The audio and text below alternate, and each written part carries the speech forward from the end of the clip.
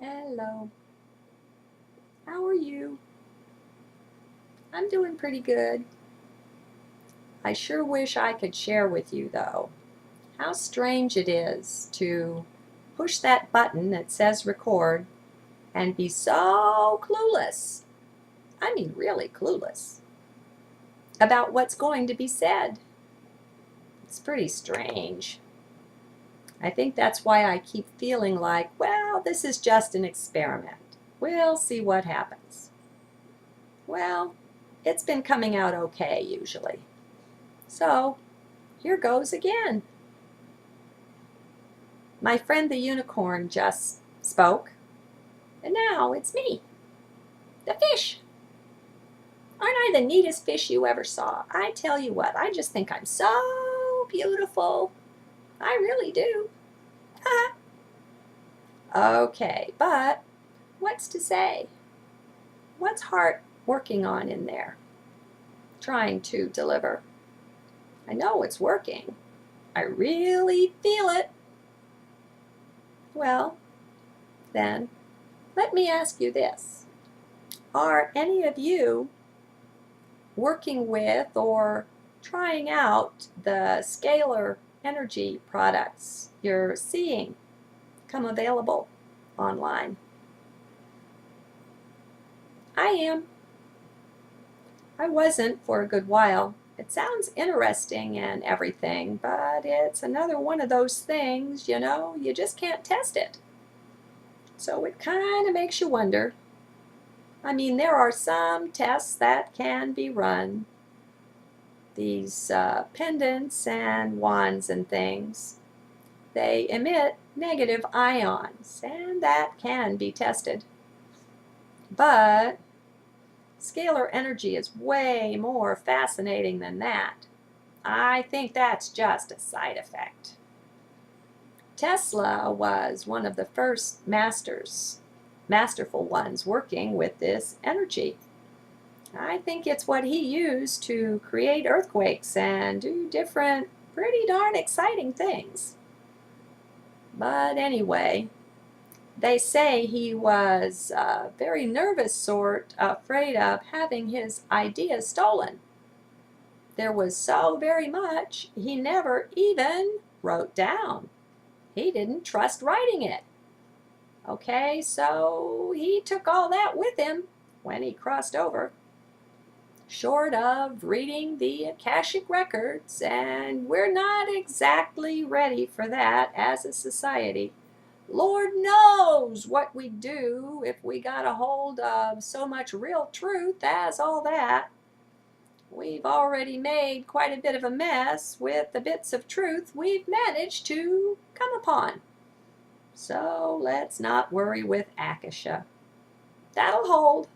When we're ready for it, we'll find ourselves reading it. That's the way most things work.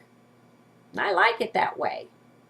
There's a wisdom built into things that is not at all apparent initially, but I'm beginning to see it. That and the humor that's built in. Everything is really very funny. People get offended when you tell them that, and they still take things so very seriously.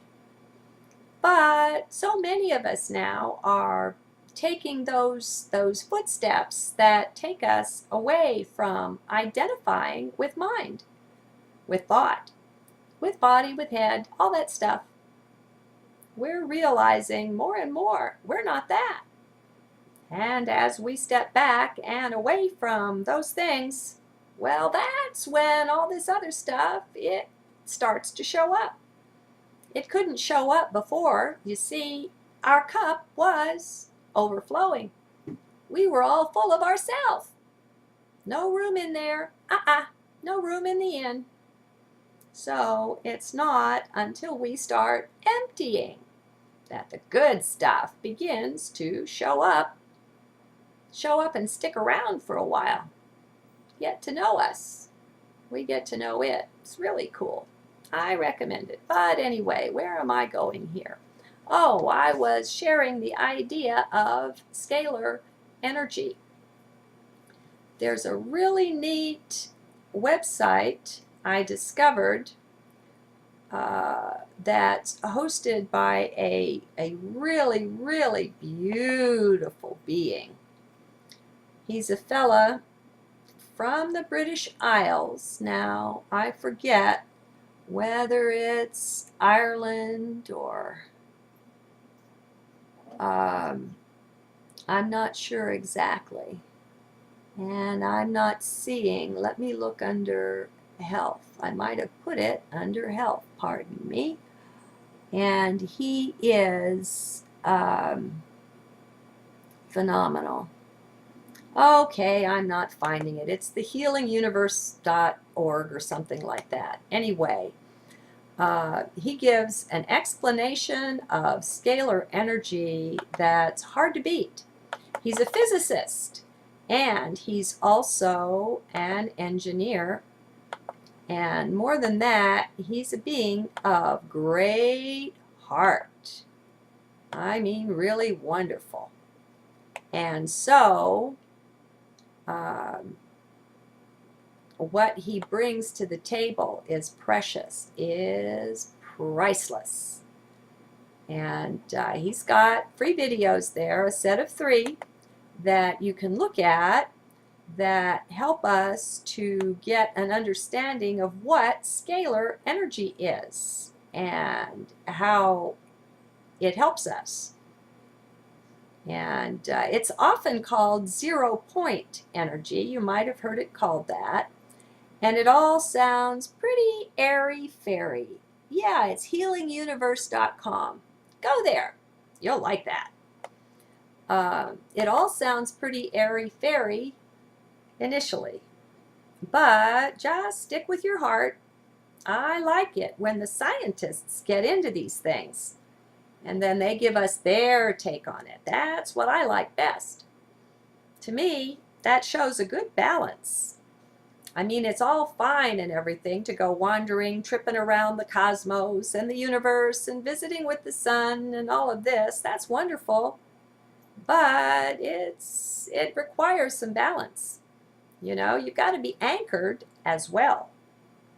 Being in your heart isn't going to make you unbalanced, my friends. No, no, no. You'll find that balance is crucial, is critical, and heart is that. So just follow heart. You won't go wrong. But for a while, your head will still be doing at least some of the leading.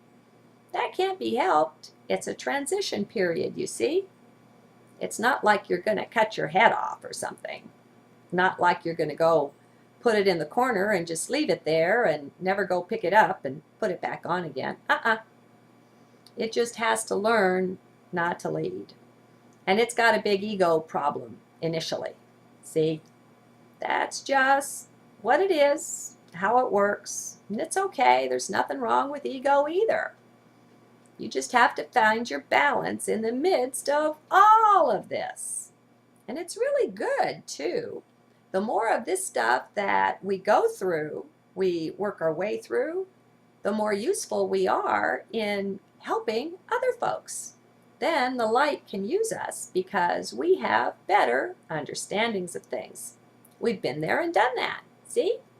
That can be handy when it comes to understanding our brother, our neighbor, our friend, our child, our spouse, our dog, whatever.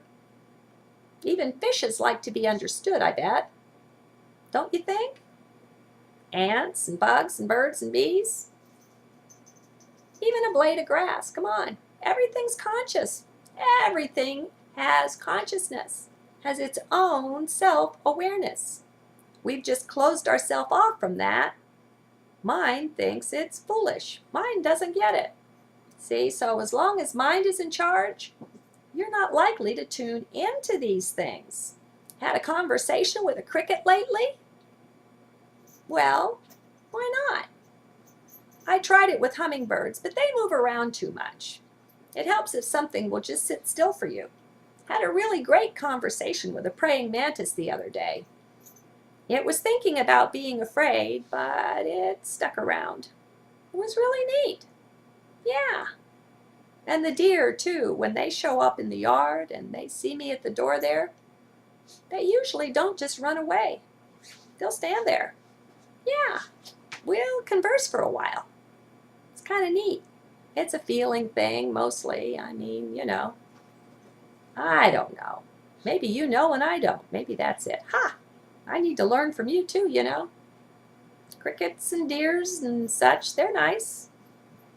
We're all one. Every bit of it. Every particle in the wall, in the floor, in the air, in the sky, in the bugs, the birds, the bees. La la la la la. All one.